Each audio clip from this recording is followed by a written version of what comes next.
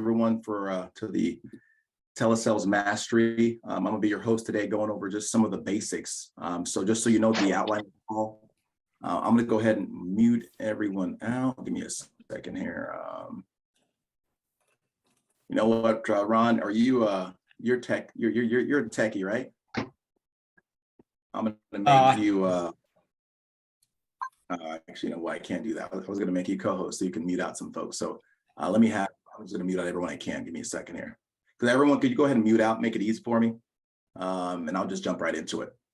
And if you see anyone else, just shoot them a little message to mute out as we go through. So just the outline of the call is I'm going to go over just some of the basics of what I do.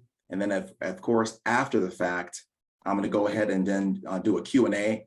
And I'm going to add in there some small little things. But so for those of you that don't know me, I'm Mak Aguebor, agency owner, Family First Life Haven, and been in the game for about October would be my 2-year mark. So I haven't been here very long. I've just been doing what I've been taught. Everything I'm going to share with you today, it's nothing crazy. It's just basic stuff that you just got to do. Now, I'm going to just relate what I'm telling you to sports. In sports, the people that we really idolize and all that, they don't have to be crazy. In NBA, and you guys would be shocked, MLB, football, if you do one thing right, in the NBA, if you dribble well, they will pay you millions just for doing that alone, right? If all you do is you're a great passer, they will pay you millions just for that. If you are great at rebounding, so forth and so on. You guys get my point. What I'm saying is you don't have to be the best at everything. You just have to be good at the basics, right? So we're just learning the basics, and that's the thing. So as I add up all the things I'm going to share with you, what you shouldn't feel is overwhelmed. You should just say, look at this guy's a normal guy. Look at the basics that he did, and that's what you should focus on. So keep that. Remember, no matter how good of what I'm telling you today, here's the truth. An hour in the field is worth 20 hours in the classroom every time, okay? So what I mean by that is no matter how good it is, you're gonna have to go do it, because unless you do it, nothing will change. Does that make sense? So just remember, you gotta do the thing to get the power. So we're talking about telesales. So here's how I would relate telesales. Telesales is the equivalent, in FFL, you were born in a Ferrari, okay? Some of you know that, some of you don't know that. And in a Ferrari, hey, you can do it 2 ways, or a Porsche, or whatever you like. You can go on the highway and just drive, or you can maybe go in a place that isn't the street, but maybe it has some turns and then maybe it has some twists. So that's the difference between telesales and in-home. Some of you are kind of venturing on both. It isn't good or bad, it just is. If your circumstance warrants that you need to do telesales, do telesales. All I'm saying is sometimes I've heard new agents getting into telesales because they say things like it's easier. No, it isn't easier. It's just different, okay? It has its own challenges, right? Going on the highway has its own challenges versus going in the street. It's just different. And as long as you know that up front, then you educate your expectations properly so you don't get hurt. It's just the question of which battle do you want to fight? And either way, you're going to be great. Now, I will say this, those who begin in telesales, if they ever go in-home, they are assassins, because the skill set of telesales, it is higher initially. It's harder. I'm just going to be upfront. It's harder. So if you're a brand new agent and you have the chance to go in-home, my recommendation always to any new agent is go in-home just for the first week at least. Just try it, because you're able to at least see the client, look at the responses, right? Look at the reactions to certain things, because that will, I'm telling you, make a difference in how you are able to quicken your learning phase when it comes to telesales. So I'm laying the foundation right now. I know some of you are thinking, just tell me what to do. But for this to make sense, you got to prepare the ground, because the thing that we do is pretty simple, guys. It's just a matter of doing it the right way with the right ingredients. So just remember that. If you are new, that is something that I would highly suggest you do. So if you don't remember anything I say today, remember this. Your goal as a telesales agent is this: 5 presentations a day, okay? So that is the barometer. How do you know whether you're doing well? You are doing 5 presentations a day. That is the baseline. Now, if you do 25 presentations a week, you're good. I'm telling you, I want to say impossible, but it's almost impossible to not help 5 to maybe 10 families. Typically, if you suck, maybe you'll help, I don't know, 2, but typically 5, right? So again, it's critical that you understand a baseline. The reason I bring that up is when you go telesales, it's almost as if you have no structure. Whereas when we were in home initially, we knew that we dialed Mondays, we book appointments for Tuesday and Wednesday. The goal was 12 to 15 appointments. You know, there was structure, and that helped a lot of people. Now, when you become telesales, you're like, what do I do? What's the goal here? Well, the goal is 5 presentations a day. If you do 5, hey, you can stop there, but you can go on too. Just understand this. 5 presentations a day will get you where you need to be. Now, how do you get to the 5? That's where you come in. Everyone starts this little race. I know we want to say we're all equal. We are, the opportunity is equal, but we are the ones that make it unequal. Well, what do I mean by that? Well, we all came from different backgrounds. We brought a bunch of different baggage with us that we aren't even letting everyone else know, right? Some of us have limiting beliefs. Some of us, you know, our mom beat us, our dad beat us. I'm just being real, right? Some of us, we have all this baggage. Our job said we're no good. So when you bring all that baggage to the table, it makes a difference in your success, okay? So all I'm saying is when you bring that baggage to the table, it does make a difference. So understand this, you're gonna have to create your own ratio. Meaning, what I mean by that is, if 5 presentations a day is the goal, you need to ask yourself, what is it gonna take to do 5 presentations? I can tell you what it takes normally, right? Even if you suck. I keep using that word because, I mean, it makes you cringe, but it's the truth. You have to do enough so that you can get your ratio. Here's what I mean. When I started this game, I knew that I sucked. I accepted that fact. Now, biggest challenge for most people in telesales is ego. Your ego is what gets in the way because you think you should be better than what you are. It should be quicker. I should be getting this success faster or whatever, right? You're making these excuses and you're making these because you're an adult now and you've forgotten what it takes to become a master, right? When you were a child and you were trying to learn how to walk, you didn't just say, well, I should be walking in a week. And if I don't walk in a week, I quit. No, you just kept trying and trying. Same thing with talking. As children, we are raised, or rather the natural being within us, we're just learning how to be masters. And so we become adults and we've been talking for how long? We've been walking for how long? We forgot that it took I will until. That was the goal. So all I'm saying is, what will it take for you? I don't know, right? So here's what I did. I just assumed and accepted the fact that this was new. I sucked and I needed to know what my baseline was. I needed to get my GPS to my current location. So what did I need to do? I needed to do a lot of activity. In this game, a lot of dials. Now, typically, 100 to 200 leads should be decent for a day, should be decent. And you got to track this. Guys, if this is a numbers game, you better know your numbers. I've talked to agents. I say, hey, so what's your answer rate?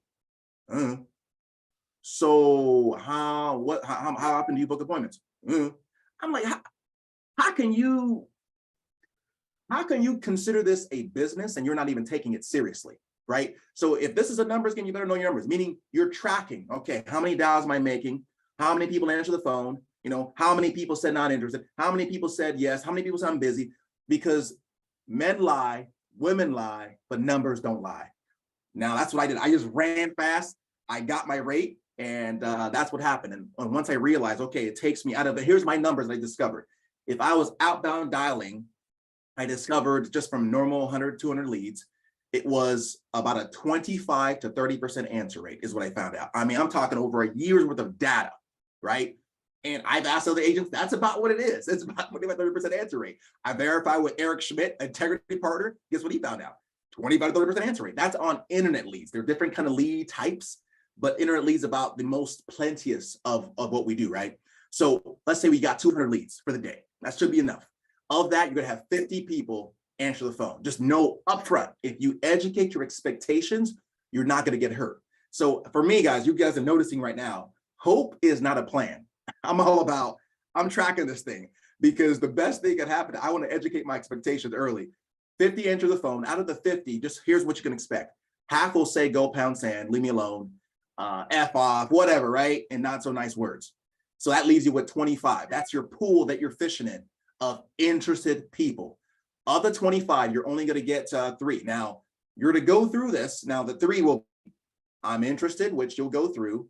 The second would be, I already got it. Or the third will be, I'm busy right now. Those are the only objections you're going to get, right? If you're playing a video game, and some of you are gamers, you used to be when you were a kid, what was the best way you can beat a game? You played over and over and over, right? You were so good. You knew when the bad guy was coming to the left, boom, boom, boom, boom, right? When you know where the bad guy is coming, man, you could be ready. If you know already that this is what's going to happen, then of course, the only three objections you got to get over is, I already got it. I'm interested. That's not objection. Or I'm busy right now. That's the only difference, right? So again, going through that from the 25. Now, back when we were booking appointments, you should be able to book, I don't know, 10 to 15 appointments from that. But truthfully, from your 25 presentations, you should be able to sell or help, like I said, 5 to 10 families. So that just bank on that and then let your ratio run. So the question is, how is your ratio? And that's where you come in, right? So I'm going to lay down the law as far as what to do once you get these people on the phones. But again, you have to own it and knowing, okay, what will it take for me to get 5 enough to do a presentation? So to get 5 to do a presentation, will it take about 15? Will it take about 20 people to answer the phone? What pool do you got to fish from? So that's where the work comes in. It's not easy. It's just simply possible for anyone. That's what we say, anyone can do it if you're willing to put the work. Hope that makes sense, guys. If it doesn't, pop on the chat, any questions you got. So going on, here's the deal with telesales. You can't overcome objections. You can only prevent them, okay? I'm gonna repeat that. Jacob Medford taught me very well. Why do I say that? Because the difference between you and a top producer are the questions that they ask. That is it.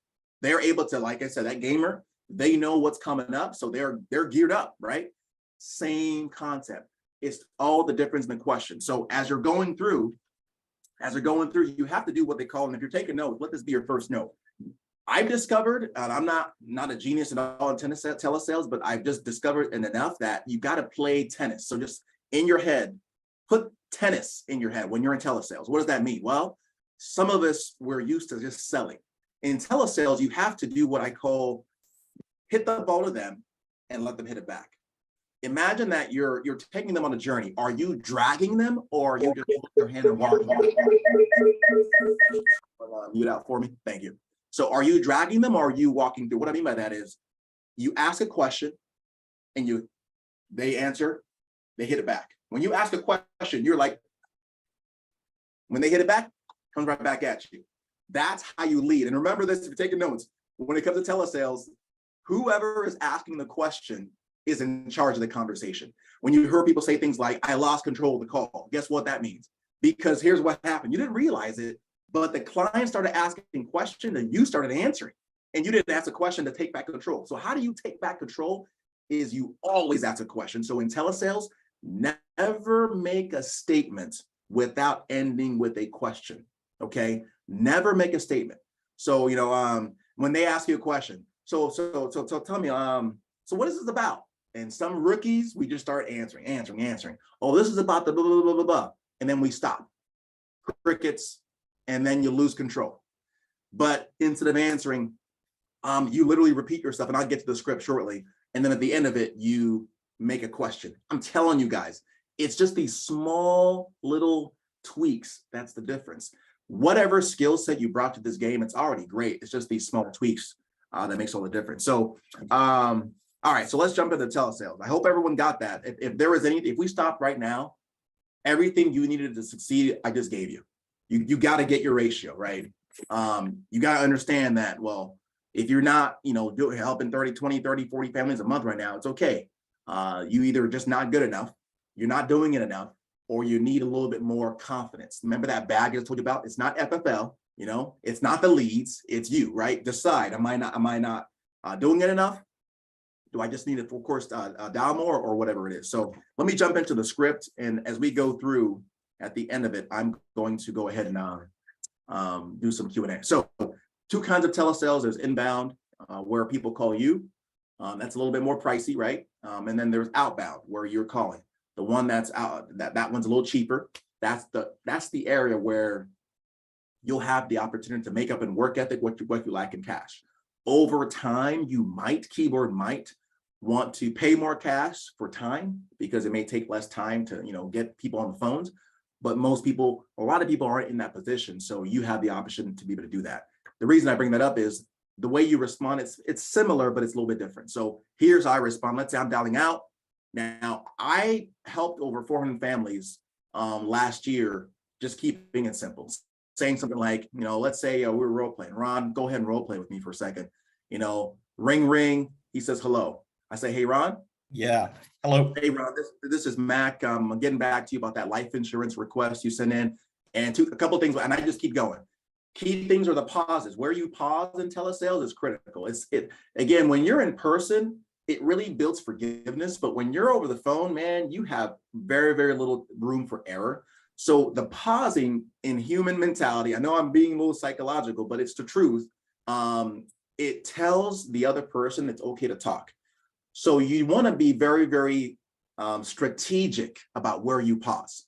So when I pause, that means it's time for you to talk. And I only pause when I'm asking you a question. Example. So I say, hey, Ron. He says, hello. Hey, Ron, this is Mac. I'm getting back to you about that life insurance request. Looks like, and now I still got to breathe, right? So I say, looks like. If I'm going to stop, I'm going to stop in the middle of a sentence, and they won't interrupt me, because in humans, at least in our culture, you don't interrupt people when they're in the middle of a sentence. But if I said, I'm getting back to you about the life insurance request, stop.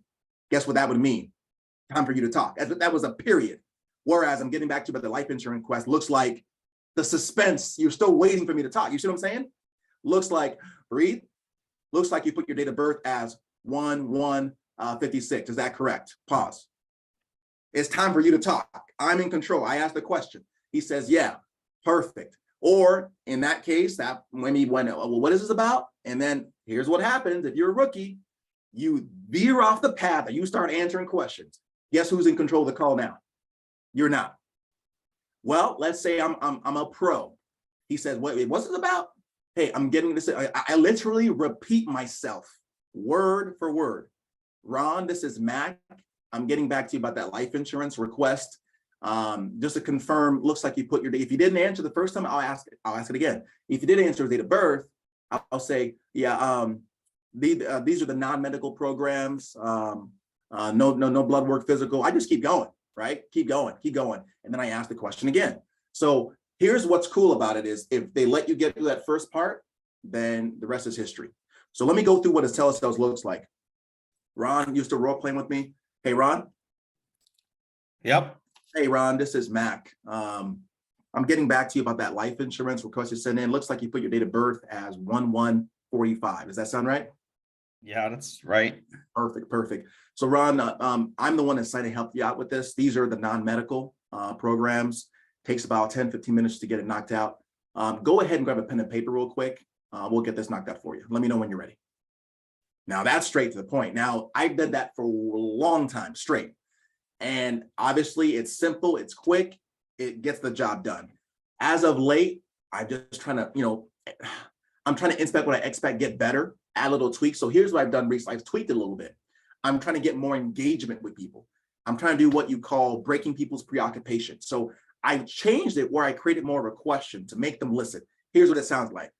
Ring, ring. Hello. Hey, Ron. Yep. Hey, Ron, this is Mac. I'm one of the underwriters. I'm getting back to you about that form you filled out online. Looks like you were just trying to see if you qualified, right? Yeah, that's right. Perfect. Dude, when they say that, it's game over. Or they'll say normal, or they'll say qualify for what? Go ahead and say it for me, Ron. Calling me for what? Yeah, it looks like you filled out the form. Let me just verify. You put your date of birth as 1/1/45. Is that right? That's right. I got it. It looks like you were looking into the life insurance programs. Were you just looking for yourself only, or for a spouse as well? For myself only. Here's all for the listen. This is all in thirds, guys. There's a third of people that will not listen, no matter what. That don't matter what you say. A third will listen. They're waiting for somebody to sell them, right? There's a third that may or may not, depending on your skill level. All that just did is allow me access to that last third, where they may or may not. And why would they not have recently? Well, because they heard I'm getting back to you, and they may have just said, click, not interested. But now when I'm able to say something like, I'm getting back to you about that form you filled out. Now, again, this is not a silver bullet. Some of them, they listen. They're like, wait, I thought about what now? They actually listen to me. Getting back to about the life insurance request, no pause. Were you looking for yourself only or for spouse as well? And they'll say, now they'll say, oh, yeah, I took care of that. But it at least gives me a chance for them to listen to me. Does that make sense, guys? Boom. And they say, yeah, let's say go back to what Ron said. Yeah, I was looking perfect. Now, Ron, were you looking just for yourself or for a spouse as well? Just for myself. All right, good stuff. Now, Ron, these the good news for you is these are non-medical, so no blood work or physical. I just have to ask you a few questions just to see what you're qualified for. Go ahead and grab a pen and paper real quick, and we'll get this knocked out for you. Let me know when you're ready. Notice, again, rookie move, go ahead and grab a pen and paper real quick. Crickets, who's leading the conversation? Nobody. Guess who leads it when I say, let me know when you're ready? Guess who's leading now? I am. The questions decide who's leading it every time. They say, I'm ready, perfect. First thing I'd like you to do, Ron, is write down my name and my license number. My name is Mak, that's M-A-K as in kite. And last name, hey, I say my last name. And if I can get them to laugh, ooh, it's a beautiful thing. Find a way to get them to laugh early. I say it's A-G-U-E, B's and boy, O-R. I know it sounds crazy, but it's a Texas Aggie riding an Arkansas boar, right? They're like, they laugh. Perfect. Now I'm a normal person. All right. So Ron, the most important thing is that you have my contact information. With that, you can go to the state website or call them and you can actually find me with that information. The most important thing to me is that you know that I'm a professional and I had to go through an extensive background check by the FBI in order to do what I do. So I just want you to know everything we do is going to be confidential today. So, okay. Okay. Yeah. And again, just for credibility, I'm preventing objections because again, Ron, I will be asking personal questions to make sure I get the best thing for you. I just want to make sure you know that I'm going to be working for you. Does that sound good? Say it twice because they're already thinking it, right? And sometimes I'll say, and what I'll do, Ron, if I have any questions about credibility, I'll send them, hey, Ron, this is a cell phone, right? Ron, you still there with me? Yeah, I'm here. Yeah, this is a cell phone or a home phone? Cell phone. Awesome, Ron. Hey, I'm going to just, and I don't always do this. Now, I use this as a Hail Mary, right? After I set the table, I say, listen, Ron, I'm not required to, Ron, but I'm just going to go one step further. And I'm going to send you a copy of my credentials. Let me know when you get that. And on my phone, it already has a copy of my license. I send it. You got that okay? Boom. You got it? All right. Can you see that okay, Ron? I'm taking the time to knock this out because I'm not going to get later on, oh, I don't know if I feel comfortable, right? So if they say that at the end, you messed up. If there are objections that come up at the end, you messed up because again, you can't overcome them. You got to prevent them. And if you're taking responsibility of your success, every objection you got later on, you need to ask yourself, man, what could I have said? What question could I have asked to prevent that objection in the future? And that's where the top producers win. That's why top producers say, I don't get any objections because they knock it out straight, right? So anyway, so I verify myself and then I find out the why as soon as I'm done. So Ron, when you were looking into this, Ron, were you looking at something that just took care of the final expenses or trying to leave money behind for someone special? Just take care of my final expenses. Got it. Well, good for you, Ron. Now, and just curious, what got you thinking about this? Did someone pass? And I'm going into the why. Did someone pass recently? Was it COVID? Did your health change? What kind of got you thinking? A friend of mine passed recently. Oh no, I'm so sorry to hear that. I want you to listen to the questions. Oh, I'm so sorry to hear that, Ron. Did he have a policy like this? He's already assumed he's going to get this policy. Did he have a policy like this in place or no? No, he didn't. Oh, wow. How was that for the family? Pretty tough. Gotcha. That makes sense why you're looking into this. Or he says, yes, he did. Wow, that must have been much easier for them, huh? Yeah, it makes was. sense, Ron. Well, who's the person that you're looking to protect, Ron? That God forbid you didn't wake up tomorrow. My children. Children. Is there one that's more responsible than all the others? Yeah. There's one. What's their name as the beneficiary? Cindy. Cindy. Okay, perfect. And Cindy, just so I want you to hear the prerequisites of the question because it's easy to make someone feel like they're in an interrogation. You don't want that. I say things like, just write this down, just so I understand, just to clarify. so I'm clear. If you say anything, any question with those prerequisites, it is not an interrogation anymore. You literally, they feel as if you're finding out about it. Just so I'm clear, like Cindy, does she live local? Is she, out of state, or? She's local. She's local. Okay. And Cindy, is she have a pretty good job? Does she have her own family? She's got her own family. Okay. So like, if knock on wood, she passed away. Sorry, I messed up. I you think burial or cremation? I'm thinking burial. Okay. Now, have you seen how much that's costing these days? 10 to 15 grand. I want you to notice the questions, y'all. The questions.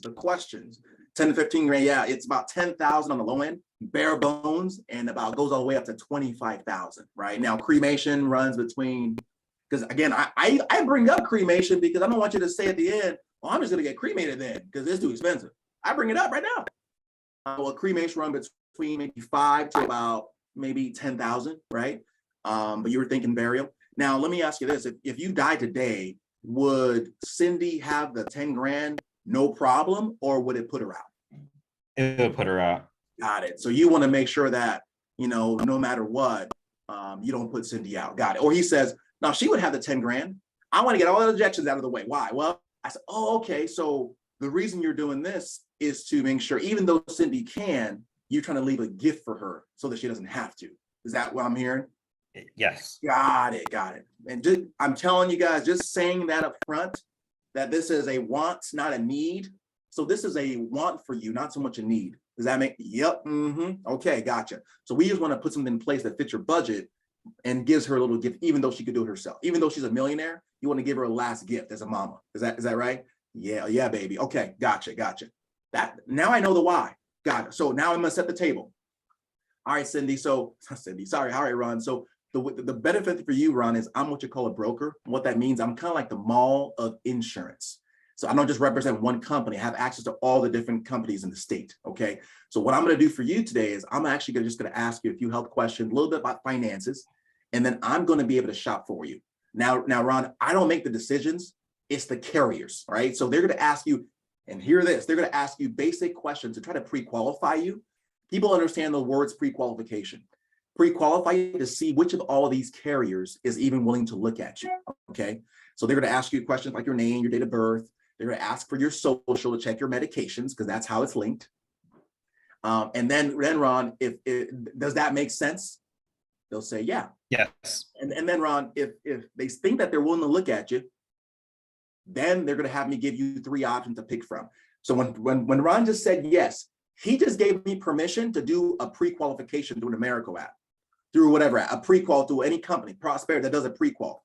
I always start with Americo no matter what, but I just told him straight up, I'm going to get you pre-qualified. So I'm going to start asking when I'm doing the app. I'm asking the name, date of birth, social. I don't wait to the very end, then do the app. I do it while I'm doing it. Then after they say they're willing to look at you, Ron, they're going to have me give you 3 options to pick from.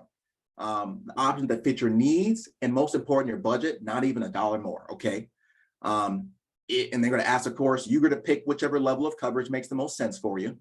And at that point, they're going to ask you which checking or savings account, if you get to that point, you're going to use to pay for the policy, because you can't use your neighbors, right? Yeah. And they're going to laugh. They're going to laugh. Right. I say, you can't use your neighbors, right? In America. Yep. Perfect. Yeah. So if you get approved, Ron, typically that's when you see that first draft come out within a few days. That'll make sure you have coverage so that if God forbid, knock on wood, you didn't wake up tomorrow, it would pay to Cindy. Does that make sense? Yep. So Ron, just to make sure to help you today, is any of that issue, any of that information that I'm going to need to help you today going to be a problem? The social to check your medications. And then if we get to that point, the banking information to see if you can even get approved? No. Perfect, Ron. All right, Ron, I'm going to jump straight into it. Bam. All right. What's your name? Social, financial inventory. Everyone has one. Fill it out. You go through it. Now, the questions you ask in the financial inventory, that determines how much premium you get. Agent A and Agent B. Agent A and Agent B have the same client, same demographics, same income, yet Agent A does $500 premium, annual premium, yet Agent B does $2,000 annual premium. What's the difference? Well, Agent A did the basics, which is okay. I was a basic agent. I didn't do any IULs. I did none of that special stuff my first year. I helped over 400 families a year simply doing normal, straight, simple life insurance. But as you get better and better, you'll be able to get more from the same appointment. Well, what's the difference? Well, you ask better questions. I ask things like, you go through, I break up the income. And by the way, as you're asking the questions on the financial inventory, you need to make sure you diversify. I ask questions like, so let's say he's retired. And it's a couple, by the way. Let's say you say, so, so what kind of work are you in? Or what kind of work what kind of work are you used to doing in your working years? I was a nurse. All right, great. Or Ron, let's go ahead and role play. Hey, Ron, let's say you're retired. What kind of work were you doing in your working years, Ron? I was in construction. Construction, got it. And you like it? Yeah, it's hard work, but paid the bills. Sounds like there's a story behind that. So Ron, did you get a pension and Social Security with that, or just Social Security? Just social. Got it. And what does a social bring in? Boom, he goes. Sometimes, let's say Ron was in a situation, he did construction maybe for 10 years, but before he worked for Lockheed Martin for 20 years before. And we don't even talk about the pension he's about to get maybe a year from now or whatever else. So Ron, but he'll say, well, but I am going to get a pension from Lockheed Martin. And how much is that going to be, Ron? That's going to be about, $3,000 a month, right? Boom. Now you have more to help the client with. All I'm saying is the difference. You go through, you ask them more questions like, and Ron, is there anything else you have that acts like a life insurance that would pay to Cindy if she was to pass away, like a 401k, IRA, stocks, anything like that? I do have an IRA. Got it. And roughly, Ron, how much, give or take, is that would pay to Cindy if you passed away? There's about $100,000 in there. Okay, gotcha. And is that something that you're monitoring, or just kind of letting it do its thing? At this point, kind of just letting it do its thing. Guys, I'm not going to go into in depth, but all I'm saying is the questions is how you uncover how you can help more families in a same appointment, bigger way. So you ask the questions. I do I go through and I say, okay, based on the information, I'm gonna do what we call a pre-qual now, like I talked about, and I just start going through. Boom, start pre-qualing. At this point, you gather all the data. If you're brand new, this is where you would say, you know what? All right, let me take a look. Just give me about 1 minute now. I'm gonna actually just consult with my senior underwriter, and just to give me an idea of which companies might be best for you, or which company I should try to pre-qualify you with. Boom. And you could put them on hold, take a picture of it, send it to your leadership. They'll tell you, go America. All right, so let's go ahead and try to get you pre-qualified here. Boom, I started asking the question. Boom, we get the message that, hey, based on underwriting, this client might qualify. Boom, ISA. Perfect. 7, 5, and 3% of the person's take-home income. That's so critical as far as option 1, option 2, and option 3. It's almost like a universal number where you can make sure that you don't price yourself out of the sale. Whatever the 7, 5, and 3% is, it should be 7% should be option 1. And again, if you're doing a couple, you add both of their incomes together. That should be 7% should be what the max monthly amount will be for both of them combined.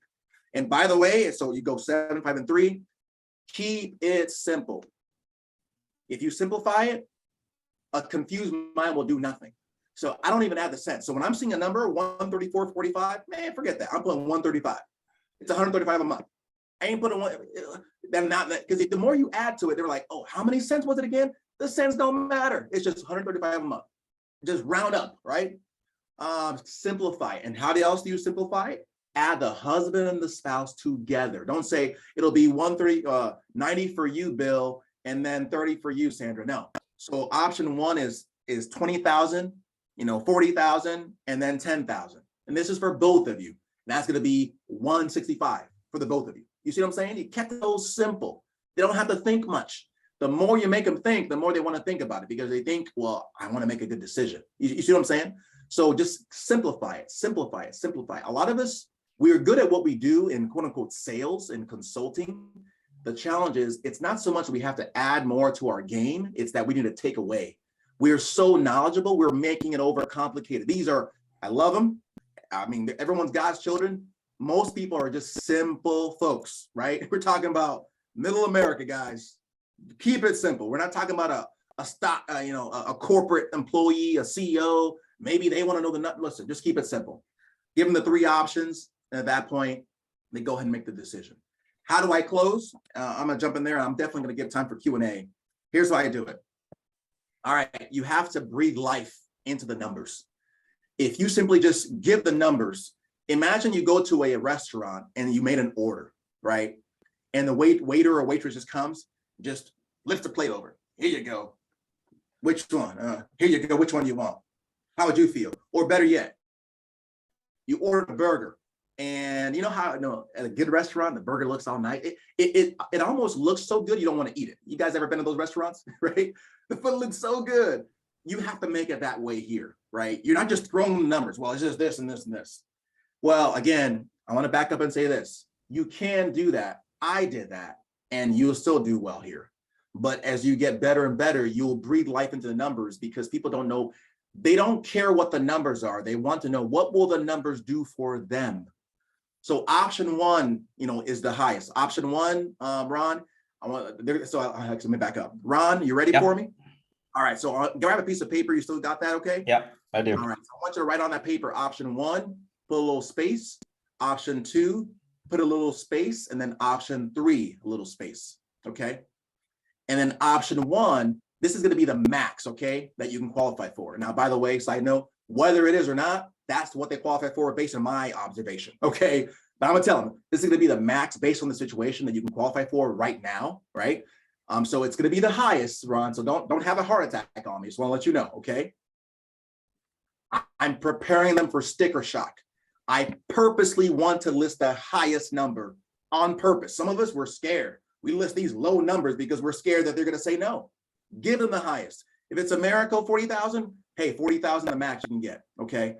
Option two, Ron, is gonna be the middle, which is affordable for most folks. And option three is gonna be the minimum for people who are even on the fix, unemployed, all that stuff, okay? So option one, Ron, here's what that's gonna do for you. That's not only gonna take care of the final expenses, but that's gonna give Cindy a little extra. Now, I would have asked this earlier. You were saying that you wanted to leave a little bit for your grandkids for Cindy, right? Yeah.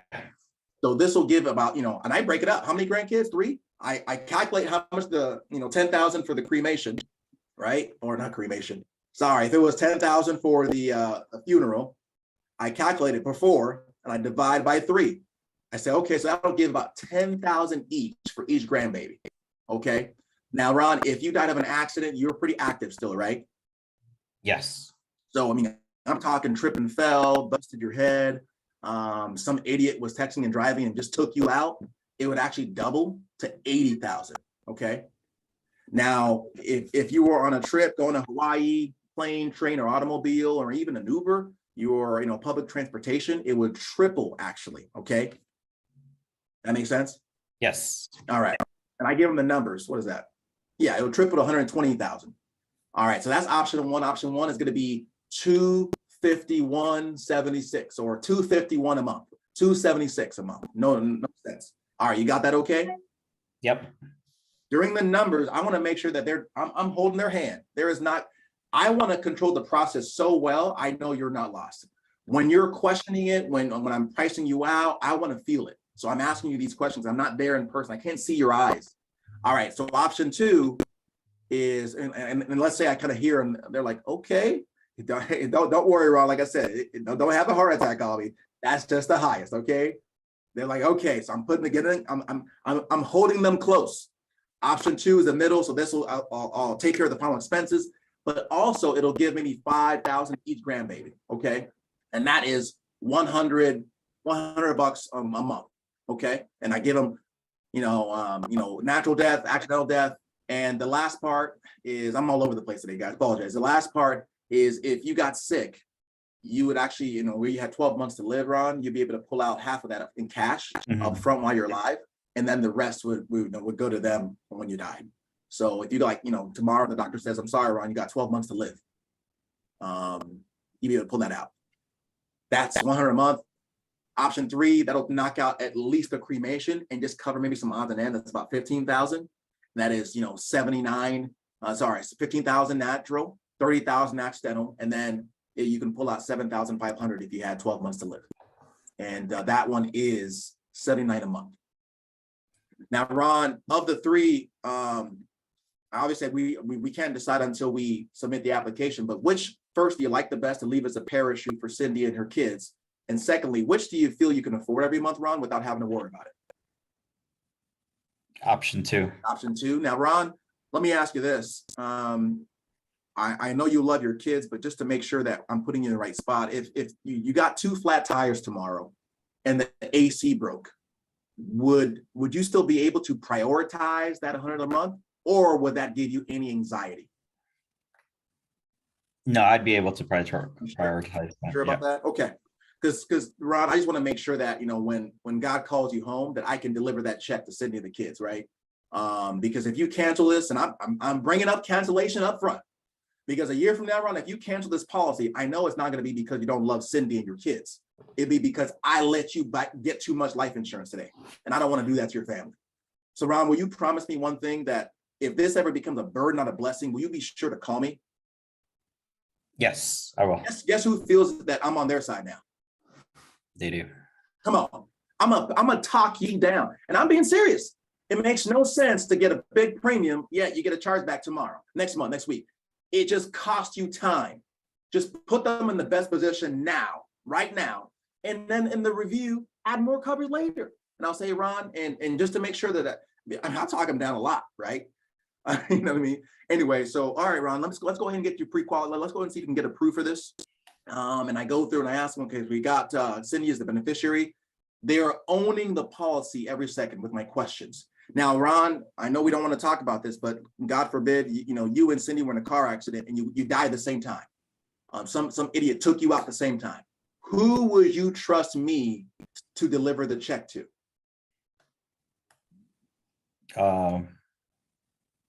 My other kids. All right, let me just get one name. I just need one person just to make sure that I can get that over to him. Kevin.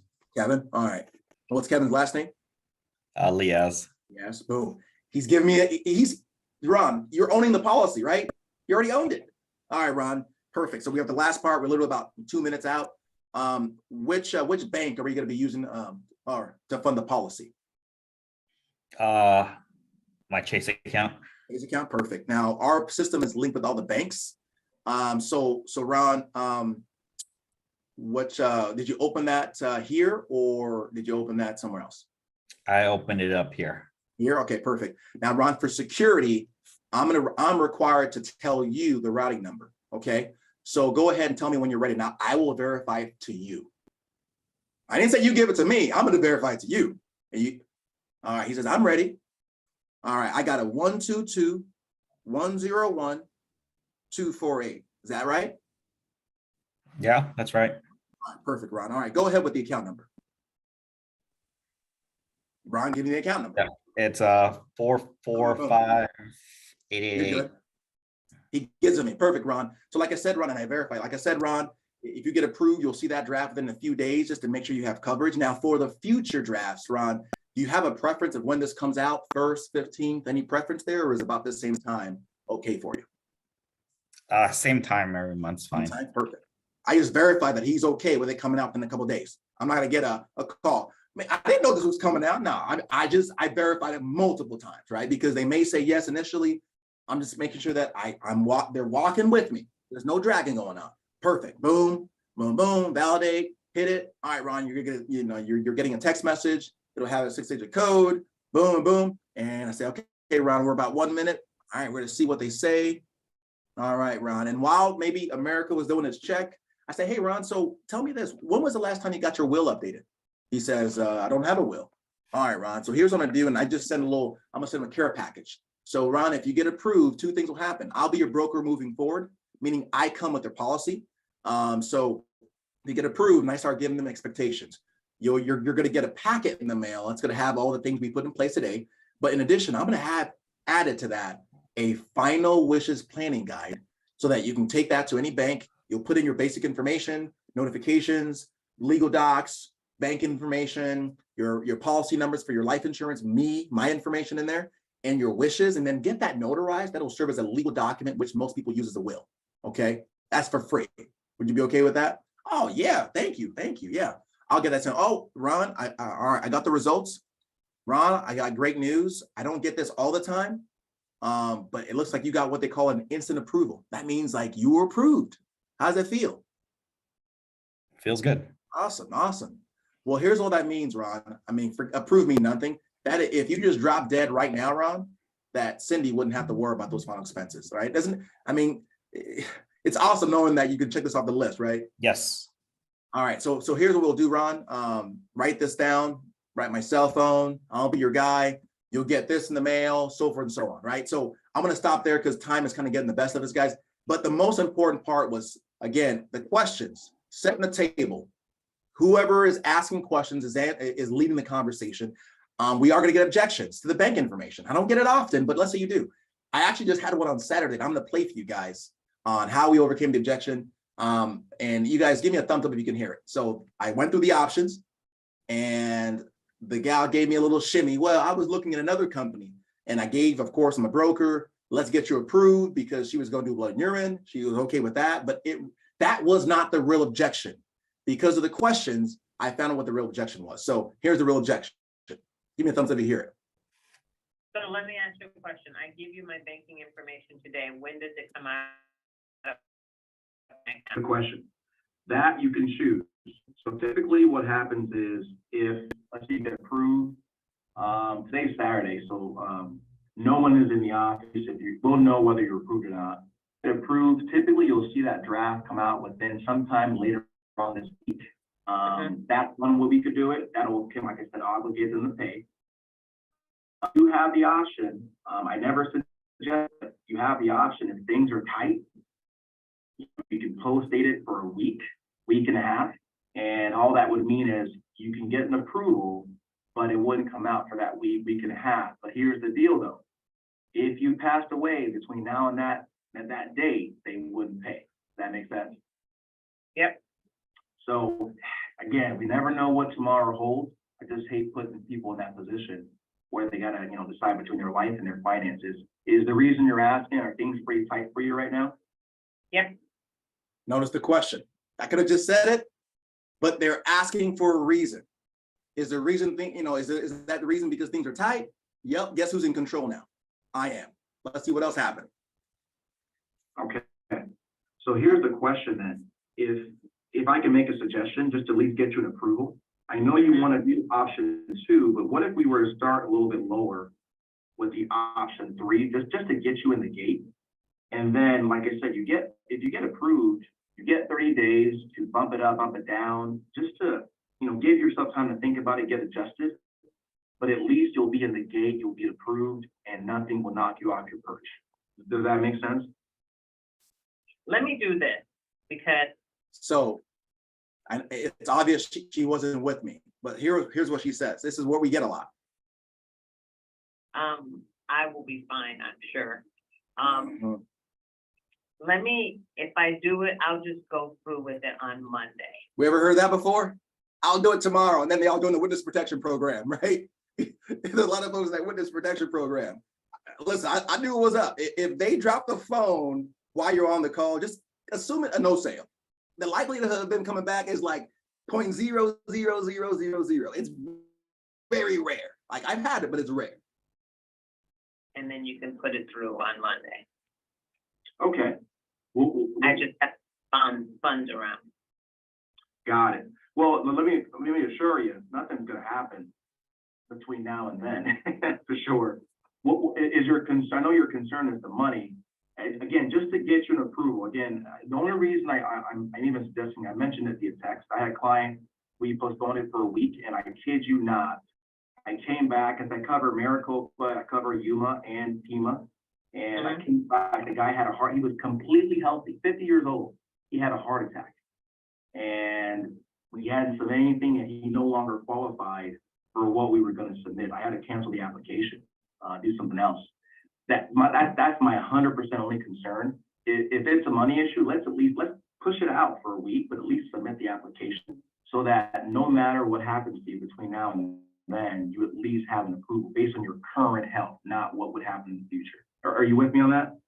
We can do that. So let's push the payment out, not to this Monday, but next Monday. Done deal. That was her real concern. Submit the application. It was over. And not only that, she didn't choose the smallest one. She chose option 2 and stuck with it.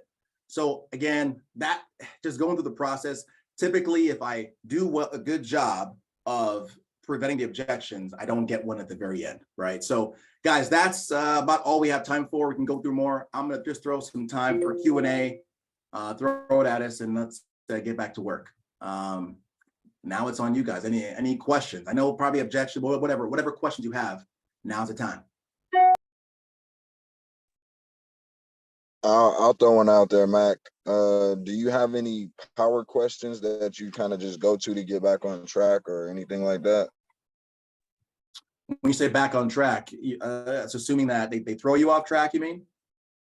I guess I'm just assuming, like, let's say you get into a conversation or you get into your cell, and then you know you want to make sure that you're getting to the next point or whatever. Like, do you have any power questions that you have throughout your presentation that, you know, you make sure you. I guess the way I figure it out is I just use the financial inventory. I don't have a quote unquote a list.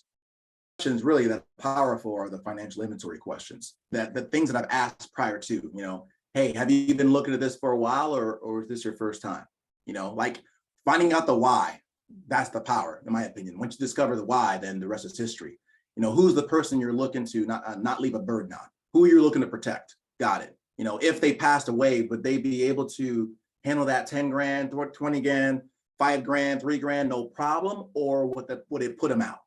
Those are power. To me, the most powerful questions you have are the why. Everything else will fall in its place. If you can get the why out and you know what obligates them to do this, then the rest is history, in my opinion. Now, of course, there's the sub-power questions, but that's just based on the financial inventory. You know, that's, you know, the income. You know, here's a key one. You know, so just to confirm, so do you have any life insurance now that would pay to Cindy if you would have passed away? Okay, perfect. All right, and you need to find that out right now. If you need to find that out right now. All right, which carrier is that, or how much cover would that be, and which company, just so I can put that down. All right, and how much are you paying a month? Yeah, find that out right now. And so if you find that out that they have a policy, maybe you didn't get that the first time, you better identify why they're getting this one. So is the reason you're getting this one just because that's not enough, or well, what's the purpose of getting this one? Let them sell you on it. So anyway, short answer to a longer question, long answer to a short question is, yeah, the questions are all throughout it, but if there was a power question, it would be your why questions. Does that answer your question, or still did I not answer well? No, I got it. I got you. I kind of get where you were going with that. Copy that. All right, Sarah, you said, how do you request forms for the will to be sent? You don't send it, you simply just, every carrier has, like Americo has a final wishing guide. Just go to the Americo website, you order it. They're just on order for free, which is awesome.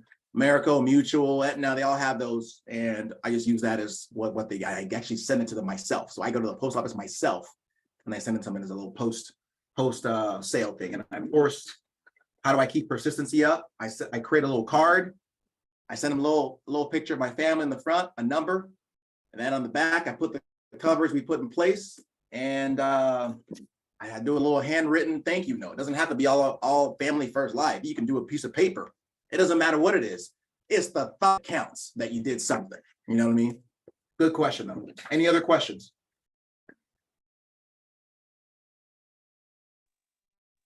I guess I have another one. You said that you do your e-app during the call, like you're filling out all of this information while you're talking to them.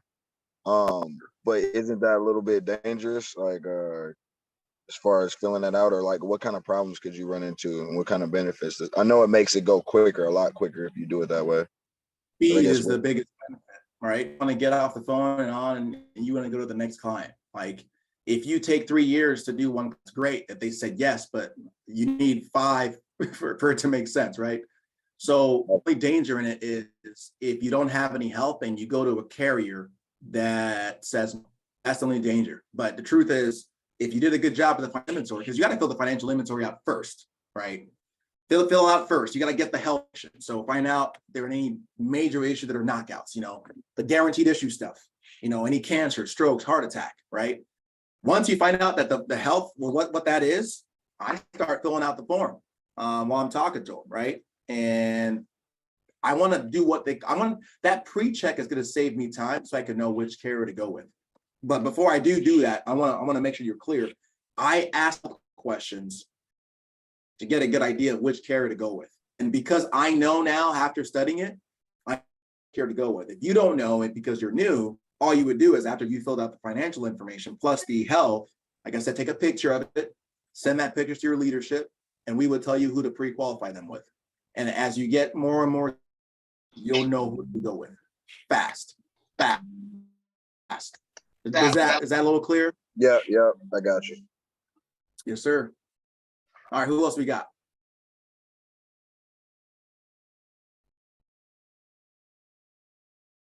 All right, you're welcome, Sarah.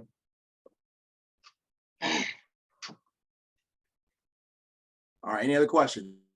Call in once, go on twice.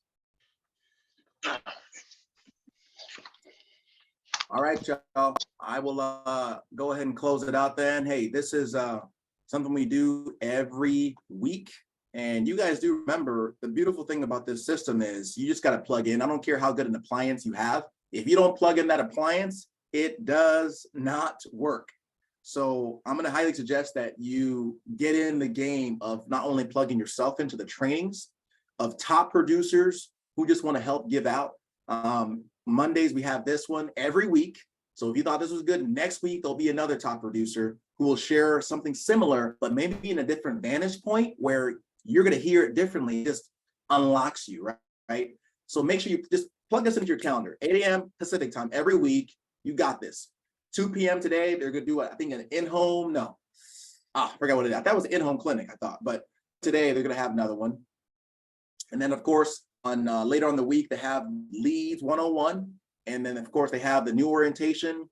And on, of course, we have all of these trainings, guys. So make sure that you plug in to make sure that you're growing every week. You're better and better and better. So if you've gone to this before, don't make the mistake in saying, oh, I already did it last week. That is the kiss of death. You need to keep learning. It's not, it's the deal where this information lands differently because you are at a different vantage point. You've learned more. So here's how it looks. Last thing, I'll let you go. The goal is to do a little activity knowledge and then get learning knowledge, even if it's the same information. But when you come back to, when you go to activity, you got some more knowledge. When you come back to that information, it hits different because of the activity. So now your job is go out, do a bunch, get your ratio. And when you come back next week, man, it'll hit so much better. You'll be much sharper. You'll be much, much better. So that's it, guys. Take care, take charge. We will see you guys on the leaderboards. Let's get back to work.